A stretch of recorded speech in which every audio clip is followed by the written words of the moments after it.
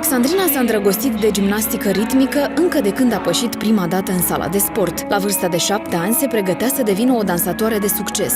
Soarta însă a îndreptat-o pe o altă cale. Am vrut să dansez și eu, dar plecând la Codreanca, mi-au spus 3 luni de gimnastică ritmică și apoi să vii și deja nu am mai întors. Deși e în vacanță, Alexandrina continuă să exerseze. Face sport cel puțin 4 ore pe zi. Niciodată însă nu s-a plâns și nici nu a ținut cont de durerile musculare. Iar atunci când obosește, se gândește la succesele favoritei sale, gimnasta rusă Evgenia Kanaeva. Бывают у нас слезы на тренировках, бывает, но в общем-то она выдерживает. Девочка очень способная, трудолюбивая. Думаем, мы добьемся еще больше результатов. Будем стараться трудиться.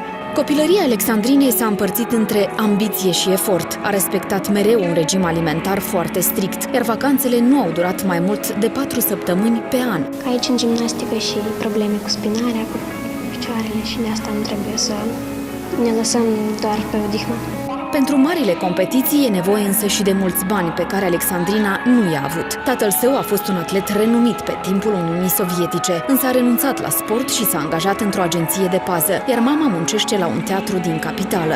После чемпионата Европы в Нижнем Новгороде было приглашение официальное выступать на соревнованиях Диляну в Бухаресте. Мы отказались.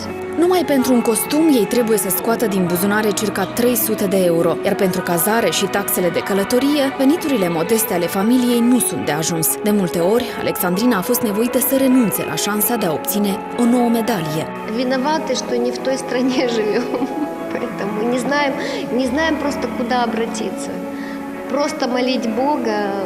În cadrul campaniei Succesul tău este succesul Moldovei, Fundația Edelweiss a decis să-i ofere o bursă timp de un an, pentru că Alexandrina să-și poată realiza ambițioasele planuri. Gimnasta de numai 15 ani visează cu ochii larg deschiși la titlul de campioană olimpică. Trebuie mult efort de pus, multă muncă și cred că voi merge și eu la Olimpiada. Aș vrea să prezint țara noastră acolo.